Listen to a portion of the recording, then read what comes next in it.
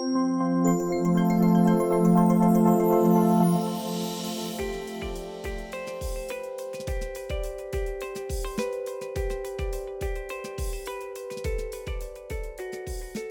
we are going to talk about shared decision making, and I'm going to kind of build from Mishka Terplin's talk, and I want to start out by re-grounding us with what our national data show us. And so if you look at this slide, we've got data from 2015 in the kind of lighter blue. We have data from 2016 in the gray, in the green, 2017 in the gray, and then that kind of darker blue is 2018. And the first thing that I find really interesting about these data is that look at the 2017 peak. And it's peaked for illicit drug use, it's peaked for tobacco, it's peaked for alcohol, and we're starting to see a decline between 2017 and 2018. And I think that's hopeful, right? The second thing that you're gonna notice about those data is that the tobacco use is higher than the alcohol use across all of the years. And then when we look at our illicit drugs, if you go down, you can see that it's broken out by year until marijuana, which is our most common illicit drug, although I know with legislation that's changing the definition of legal to illegal. And then you can see our opiates and our cocaine. And so while so much of the media attention and our research focus has been so much on opiates, it's an interesting reminder that that's actually a very small piece of the overall pie. And what we know from years and decades of research is that it's the prenatal exposure to alcohol and or tobacco that we know about the most in terms of risk for long-term developmental consequences for the children.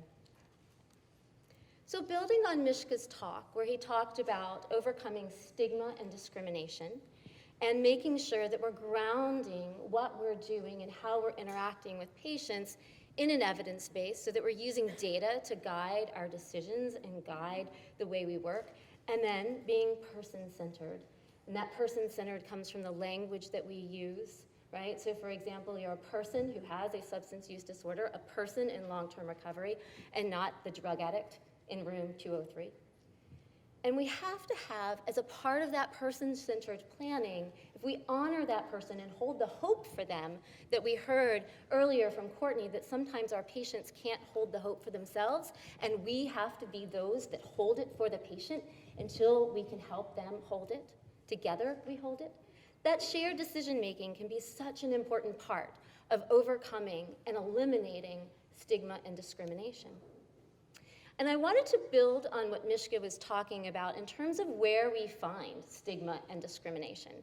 And if suddenly everyone woke up tomorrow and every single person that actually needed treatment went to look for it, our healthcare system would shut down because we don't have enough places for people to get the treatment that they need, let alone match them to the right kind of treatment compared to what they need. And so what this graph shows is the historical trends of treatment in terms of capacity, and this is all types of treatment, right? And you can see that that's gone up actually very little. And then you can see from the states where the most density of any treatment centers are to the least dense of treatment centers. And then when we look at medication-assisted treatment, meaning medication buprenorphine, in this case, you can see that there and including naltrexone too, and Vivitrol. You can see that there are only 6,610 centers around the United States that provide some medication-assisted treatment. We have huge treatment deserts in this country. And then when they surveyed and asked what facilities have all three medications, methadone, buprenorphine, and the antagonist naltrexone or Vivitrol, look at how few there are, 546. That is striking. It's gone up. You can see the historical trends. It's gone up rapidly, and that's in large part thanks to state and the federal funding that has been put into the United States to help solve and overcome the opioid epidemic, but we have a long way to go. Where else does stigma and discrimination show up for women? And these were data that were published really recently in 2019. And what's really striking about this is they're from the Center for Addiction and Pregnancy where I used to work. And you could replace 2019 with 1997, and it's the exact same data, right? So what do our women fear? What do our women want from treatment? What is motivating them to seek treatment? They want to stop. They're tired of being tired. They're worried about their baby. Every single woman that I've had the honor of encountering through my entire career, not one of them has ever said, I hope my baby has a really bad birth outcome. No, every single woman that walks through those doors, they desperately care about their babies. They know they have a problem, and they just can't stop sometimes. They're worried about the custody. They don't want Child Protective Services to take away their children. They're doing the best they can in a really crappy situation, and they're scared. They want to escape violent and abusive situations. Over 90% of women that walk through the doors of UNC Horizons, where I work, have had physical, sexual, and/or emotional abuse, not only as children, but then moving forward into adulthood. And they're worried, and they want to get away from their abusers. Many of them are homeless, and they're also seeking structure. They're tired of that chaotic life circumstance that they found themselves in. The barriers to treatment, they're fearing losing custody. They don't want to be away from their children or their partners, and every day in this country, women have to make a gut-wrenching decision. Do I stay sick and try and take care of my kids the best I can, or do I leave them with people I might not trust and go in and get well? We need to do a better job in this country of allowing women and children to heal together in therapeutic facilities.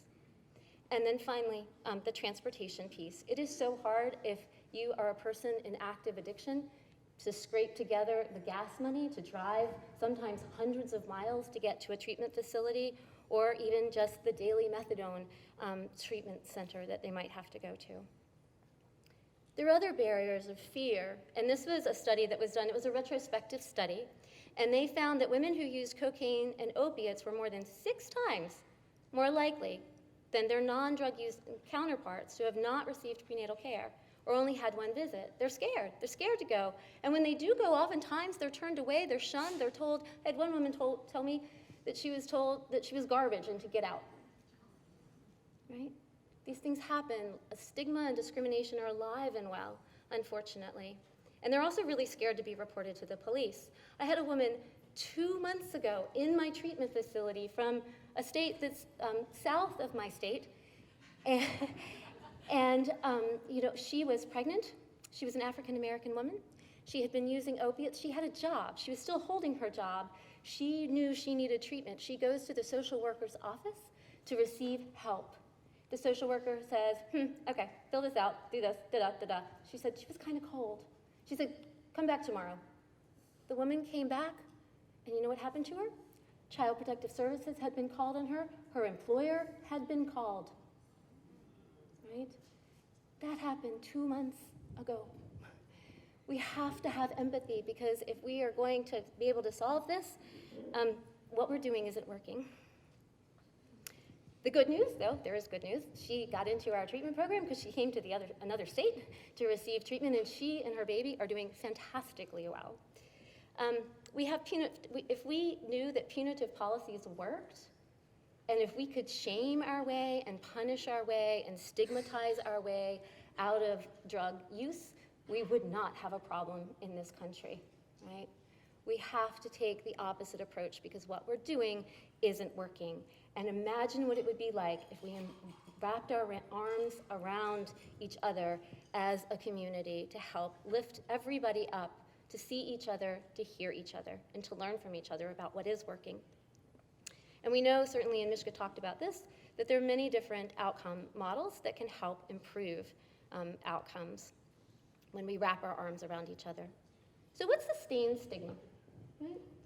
Keeping our distance. No, that's a them problem, not me. Nope, I'm better than you. Expressing disapproval openly, and we saw that in many of the quotes that Mishka provided. To feel superior. That's those low people, right? I don't have that problem. To promote agendas, and we all have agendas. Every single person in this room, me included, right? We all have some kind of agenda. And sometimes they're used to sustain discrimination and stigma. to control others. 50% of the women that walk into my treatment program are coerced by their partners. Sometimes they're prevented from seeking treatment from their families and their partners, because keeping them sick makes it very convenient for them to stay in the same family unit and for the women to do things that are needed for the family. Sustaining stigma is expressed by fear and by hurting others. So how can we eliminate it? We can be open, we can be curious, we can learn. We can speak out when we hear it and see it, and this happens in small conversations. It happens with language. It happens over in the bedside, caring for a neonate. And if someone else, your companion says, oh, that drug addict, can't believe she did that to her baby, you can stop and you can have an opportunity to have a conversation and contextualize maybe what's happened with that mom. We can keep hope alive for everybody. We can treat people with dignity. And when we see that mom that's there, maybe in the neonatal intensive care unit looking really worn out, and she hasn't been to see her baby in 2 days because she didn't have transportation to get there, we need to think about her context. It's not always we love her behavior, but we have to love the person, because if we really want to help the babies, we have to help the moms too. We can take a trauma-informed approach where we're thinking about the language, simple intake forms that we ask. What are the questions? What is the language that's used in the work that we do? Are we being inclusive of not only race, ethnicity, but also gender identity and sexual orientation? What can we do to be more recovery-oriented? And this can happen in all parts of the hospital. How can we think about the treatment schedule, the visiting schedule, the whatever it is, that schedule that's happening? How can we be more helpful to the patients that we serve? What are those simple family-dependent care resources that you can just put in the waiting room with the different brochures? Is there somebody in your setting that every so often, regularly can call around and make sure you know what those resources are for our parents, so it can be in a logged database someplace, so you can log in to Epic or wherever it is, whatever electronic medical system, and gain those resources? Where are those couples and families therapies? Can we not coordinate pediatric care and postpartum care together? So often I see our moms going from here to there, to there, to there, and it's really, really hard. We make getting well and staying well so hard for our patients, whereas if we talk to each other, we can coordinate those appointments so she doesn't have to drive back and forth so much. Where are the parenting and developmental supports? And when we have those developmental supports, are we helping our moms to show them how to do things rather than just telling them what a good parent looks like? We need to hold their hands sometimes and show them, because they often haven't had those models. Where can we have our peer recovery people that are there, the female role models of recovery? The more we show opportunities where people have been successful, the better it is, the better everybody feels, the better our team feels about the work that we've done or the work that others have done, and then the women have role models of what they can be like and strive for in the future. And then we need women-only recovery spaces. There are many programs where it's mixed gender treatment, and I know that's the reality, but where can you carve out those spaces so that our women can be together to share things in a safe space? And then there are holistic services. And so I hear a lot, this looks very fancy. My other slide looked very fancy about all these things we have to do. It doesn't have to be that complicated. I've seen tiny, tiny towns in the Republic of Georgia to Brazil to Afghanistan that can do this. When the community takes an initial effort and cares, you can pull resources from the most amazing places, even in the most remote areas. And so how can we have services where we help women make choices, where they can be self-determining about some aspects of their care? How can we garner some financial or vocational opportunities for them? Housing is by far the biggest barrier. With a raise of hands, how many people think housing is a huge barrier for the women that you serve? Yeah, it's huge, and it's getting worse in this country too.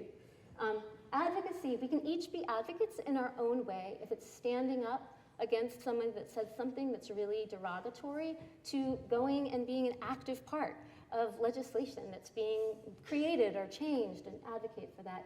And then our community, because it really all starts with our community, and how we take care of each other as staff then gets transmitted to how we take care of our patients. And so I would offer that it's really important to make sure when things have happened, perhaps there's been a loss, where is that debriefing that's really happening for you, for your team? How do you deal with patients that can be really, really difficult sometimes? And how that you need that safe place to vent, to strategize, to come up with some more solutions. So moving forward to patient-centered care, which is a part of this whole person-centered care, there are 4 main components of person-centered care. The first one is being holistic in our approach. The next one is being individualized. And then there's the shared decision-making, which I'm going to talk more about. And finally, the therapeutic alliance. There was a beautiful systematic review that looked at person-centered care across all of the 4 key components. And this part is not specifically unique to substance use disorders, but it is important. And so, this actual review is specific to substance use disorders, but person-centered care and the components are not specific to substance use disorders. So in the review, what they found was that the most common thread, the most common theme when we're thinking about person-centered care was the therapeutic alliance. And that, in essence, is empathy and not being judgmental. The next most common thing was that shared decision-making, which I'm going to talk a little bit more about. And those are those beautiful strategies of negotiation and treatment planning. And then there's individual care, which is that individual assessment and treatment planning, delivery. And then finally, that holistic piece, 23% of the articles talked about that. And that's the integrated services, the physical and the behavioral health that are together, care coordinated. And so those are nice, fancy principles, but how do they really actually inform patient outcome? And this beautiful little graphic shows, if you can see the orange, the therapeutic alliance, and how it runs into outcome categories and outcome subcategories. And those subcategories, or the outcome categories, are substance use, treatment engagement, health and psychosocial outcomes, and then patient-reported experiences. And you can see that orange, the therapeutic alliance, that's why we have to have empathy. We have to hold that hope, because it so influences the outcomes of days of substance use, severity of substance use, number of visits, retention. We can help patients do better with that therapeutic alliance. And there's the shared decision-making, which again, all those tentacles going to these outcomes that are super important for treatment and recovery, the individualized care, the holistic care, and then smaller is the culturally safe care and trauma-informed care. So what doesn't work for the women that we work with? Being ignorant of the neurobiology of addiction. It is a brain illness. Your brain changes. We heard that from Courtney. We have many, many publications to show that. So failing to understand that harms our patients. Having a negative attitude towards people that have substance use disorders also doesn't work. We're not going to make them better by being meaner or more punitive to them. And forcing people to be empathetic or forcing people to take the patient's perspective also does not work. It can actually backfire and make things worse. So what does work? Compassion, understanding the staff member who might not be so empathetic towards our patient. How can we have compassion towards them, right? Understanding that therapeutic relationship. And what can we do? If we can't get somebody to stop using, which might be our agenda, it might not be theirs. So what are those small things that we can do to help patients feel connected? And then using the shared decision-making, which I'll talk about, and then also treating their co-occurring disorders. So many women who have a substance use disorder also have an anxiety or depression, post-traumatic stress disorder. There are many co-occurring issues that happen. And to treat the substance use disorder in isolation is going to be less effective than treating other co-occurring disorders too. So what is that shared decision-making? What is it? How do we define it, right? It's a process. It's not a thing that we can touch. It's a process. And we know that the patient and the provider have to be equal in this discussion, in the decision-making process. And as providers, we have to be okay with the patient making a decision that we don't necessarily agree with. We need to explain. It's our job to explain in language that patients can understand and to seek their acknowledgement of that understanding, and to also talk about the different alternatives. It's not just our way or the highway. And then we have to help patients once they actually really understand that, then we have to help them choose what is their best option based on their preferences and their cultural and personal beliefs. And so this is what it looks like, right? So in our typical paternalistic model, the doctor or provider is the expert. We provide information in a one-way street, give recommendations, and then we get frustrated when things don't happen, right? And we've given them that information, and we've told them what to do. In a shared decision-making process, it's reciprocal, right? So we're providing our information and recommendations. We're listening to our patient to say, oh my gosh, I don't know if I really like that. I'm really scared about that. Maybe that's not the right thing for me. Maybe it's too expensive. So we talk about what are the pros and cons? What are the options? Listening, how do these pros and cons fit in, and the different options fit in with your values, your preferences, and your beliefs? And then you make a common decision together to go forward. And there's some beautiful things called decision aids that can help make that process so much easier. They can be written, visual, auditory, kinesthetic. They're all different types of aids that can be used so that patients really understand what their decision is all about, right? So it gives some explicit information. It can clarify for patients where their values are. And then it provides structure to be able to make that decision from the treatment options. And so what's that key decision-making component? So we want to provide some education to our patients, and not as well as information. So we can give them information, but then we need to explain how that works in their real life. Information is one thing, but how does it relate, right? And then they have the responsibility to make that decision with us in conjunction, in partnership. And it's our responsibility to make sure that we're giving the accurate, correct information. Understanding what our patients' values are can take some time, as well as their preferences. But what underlies all of this is a respect for the autonomy of the individual. There's evidence that decisional aids are evidence-based. So there was a big study that had been done with over 31,000 participants. And what they found is just using these aids did a number of things. It increased the patient's knowledge. It led to more accurate risk perceptions. What are they really getting into? What's the upside that I can expect? And what are the complications? It created a greater number of decisions that were consistent with the patient's values. It reduced that internal conflict that patients felt. And then fewer patients were disengaged from care. They were less passive and more decisive. When it comes to substance use disorders, it's a growing field. And we've only got 25 trials, and they're a whole mixed bag of apples, oranges, bananas, and I don't know what else. That it's really, looking at the studies was kind of disappointing. There ended up being 18 studies where the majority of the patients preferred outpatient compared to inpatient treatment. And then there were 3 studies that did show a reduction in substance use, and then the others found no effect. Before you get really depressed about this, about how that was going, I don't think we've done a very good job of studying it yet, and I think we're just learning more about that. So shared decision-making can happen on a bunch of different levels. So it can happen not only in a clinical level, it can also happen at an organizational level. It's something that can be transmitted. So once it starts, and it starts to work really well, you can get the buy-in from an organization and leave in groups. And I saw this with Eat, Sleep, and Console, with like huddles. You know, there's conversations with a mom about neonatal abstinence syndrome and treatment. And then before medication can be provided, right, there has to be a huddle with the nursing team and the provider. And that's a really great example of shared decision-making that, again, is sort of catching on in different ways. There are other things that shared decision-making can be used for, like prenatal testing.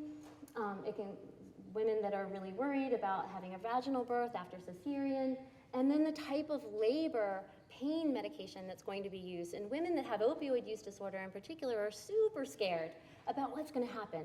And so this can be a wonderful opportunity for you to talk and educate her and get that knowledge and figure out her values and preferences and create a birth plan. And then to also bring the other parts of the team, the other members of the team, so they know what her birth plan is. So decision aids can help with reducing that anxiety that women feel, reducing the conflict, increasing her knowledge and her satisfaction, and the increased perception of having made an informed choice. So how many people use decisional aids? Anybody? One. Awesome. Yay, you. Okay. So there's lots of room for opportunity for you to go back and think about how you're going to apply this, right? So if you're going to do this, there are 6 key components to creating a decisional aid. First, we need to provide that information about what are the options that are available. So for example, if you had a woman with opioid use disorder, she's got the option of no treatment.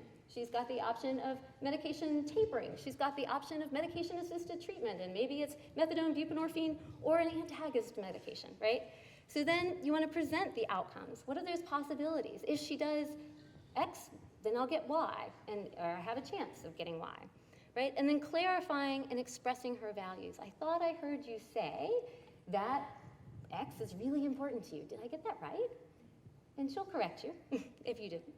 Having that structured decisional guidance and having like a little key or a branching decision so that she can kind of see it can be really helpful in thinking through the decision points and the risks and the cons and what goes forward. And then providing evidence. It's not enough to say, oh, you know, if you take medication X, this definitely is what's going to happen. We can say that there's a likelihood that this is going to happen, and here's what the literature shows us. And then disclosing and transparency of the author's qualifications. So did the evidence that you provide come from one study? Did it come from guidelines? Did it come from an anecdotal report? We need to be transparent about that.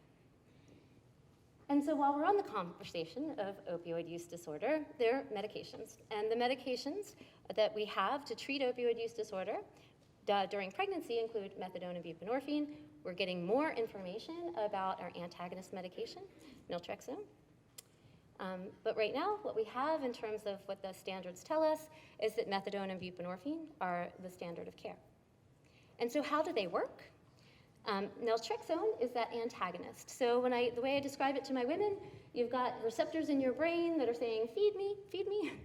And then the naltrexone comes in, and it locks onto the receptor, but it doesn't light up the receptor. So that makes it very hard if someone takes an opiate, like a heroin, and uses it, the heroin can't get in because the naltrexone has blocked the receptor.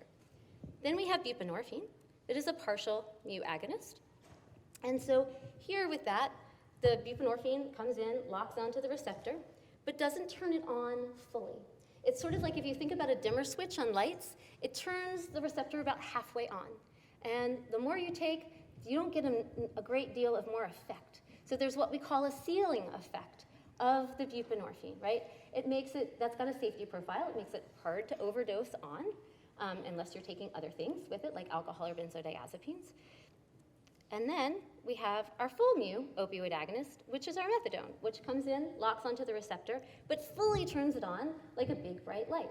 And so the more medication that you take, the more effect that you have the opportunity of getting. And there's some resources that describe this in way more detail and how to prescribe and manage patients that have opioid use disorder. And so there you can see on the screen.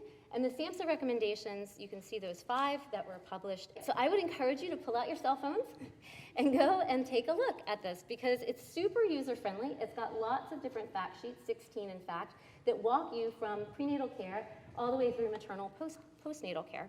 And the 5 outcomes that came out of the 5 recommendations that came out of these guidelines was that medication-assisted withdrawal is not recommended during pregnancy, and we're going to talk more about that this afternoon, as we will talk more about buprenorphine and methadone being the safest medications to manage opioid use disorder during pregnancy. The 3rd one was transitioning. And so it was not recommended that women that are stabilized on methadone or stabilized on buprenorphine transition to the opposite medication. Breastfeeding was recommended as a part of methadone and buprenorphine stabilized women. And then finally, neonatal abstinence syndrome shouldn't be treated with diluted tincture of opium, and that, of course, is mostly because of the vehicle that's in. So when we think about shared decision making, because while we have these wonderful SAMSA standards, right, that's what they are, their guidance, it doesn't work for everyone, right? And so we have to talk to women about what it is they want and what's going to work for them in their lives.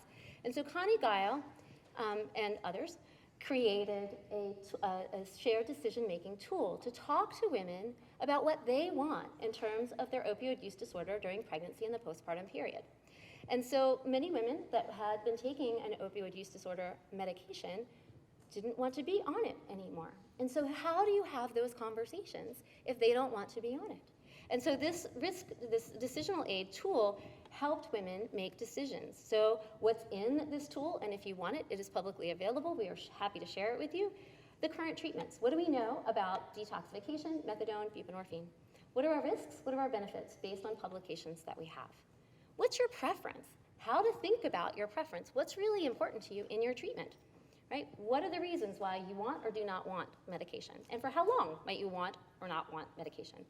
What are the recommendations based on the risk of relapse and your preference for your medication? How is this medication or treatment, if it's detoxification with no medication, going to fit into your life? What role is it going to play, and how are you going to do? Then we review their decision at each visit to say, hey, how is this working for you? Any changes you want to make, or are you good? And then we have a plan for delivery and breastfeeding, and then a plan for pain management. And so that's actually published, and what you can find is that our patients really liked that, and it made them feel much better and much more confident in the decisions that they were making. We can also use shared decision-making for breastfeeding and substance use. And so I'll give you two different kind of cases. So one was a woman that we had. She was about 30 years old. She had a partner that she was living with that was pretty violent and abusive. She had been using marijuana about 2 joints a day. She had been smoking cigarettes a pack a day when she got to us, and also using methamphetamine pretty actively. She came to us about 17 weeks into her pregnancy and really wanted to make some changes in her life, so she came to our prenatal care clinic every 2 weeks. She saw our therapist, she saw our peer support specialist, and with help and support, she was able to make some really important changes that were important to her in her life. Then her partner got incarcerated, and that was actually an impetus to help her make even more positive choices and decisions in her life. She cut down smoking to 6 cigarettes a day. She reduced her marijuana cigarettes to about every other day. And she had not used methamphetamine for over 30 days, and she delivered. She wanted to breastfeed. And as you can imagine, not everybody in her team agreed with her decision to breastfeed. We used a shared decision-making tool, and she got the opportunity to breastfeed. And we came up with a safety plan. So if there was a return to use of methamphetamine, what was she going to do, right? So we created the plan where she would be pumping and discarding her milk until she could have drug abstinence for at least 48 hours. She had a care plan for who was going to take care of her child. And she ended up doing really well. She actually ended up not even needing that safety plan. And the baby has come back and has very healthy birthstones, milestones. Everything looks like a healthy baby that you would expect of appropriate gestational age. The second case has to do with a woman who was receiving a medication-assisted treatment, an agonist treatment, and she was ambivalent about breastfeeding. She kind of was hearing from her peers it was really important for her to breastfeed, but she had had a lot of trauma. And she saw her breasts as sexual objects and was really scared about breastfeeding. And she was also scared that the baby would reject it because she'd have bad milk and that would make the NAS worse. And so, again, through a shared decision-making tool, we're talking about the risks and benefits of breastfeeding when you're maintained on an agonist medication, thinking about what the safety plan is if she has a recurrence to use, and also working with a lactation specialist who understood neonatal abstinence syndrome and could work with her about the positioning and all the things, the environmental things that we can do to help make babies more comfortable and moms more comfortable. She was able to breastfeed, and she said it was the best decision that she ever made. And she's now one of our biggest breastfeeding advocates. So shared decision-making can be used for a whole variety of other things. It can be used for reproductive life planning, right? And I know you're going to hear, I think, more about that later. It can be used for just developing a birth plan. What is it that's important to our women? It can be used for pain management, for breastfeeding, as I shared, and even for pediatric care, right? What are the early intervention services? How can they be delivered? What are those types of interventions, and physical as well as behavioral, that children need? So in summary, with the shared decision-making, I think of it like this. And here's your little acronym that's your takeaway. It's SHARE. So we want to seek our patients' participation in medical decision-making. We want to help our patients explore and compare those treatment options. We want to assess patient values and preferences. and then reach a decision with the patient. So it's not your decision for the patients, it's the patient's decision with you. And then evaluate the decision with your patient. We make mistakes. People make mistakes. It's okay. It's not the mess you make, it's how you clean it up often. It matters most.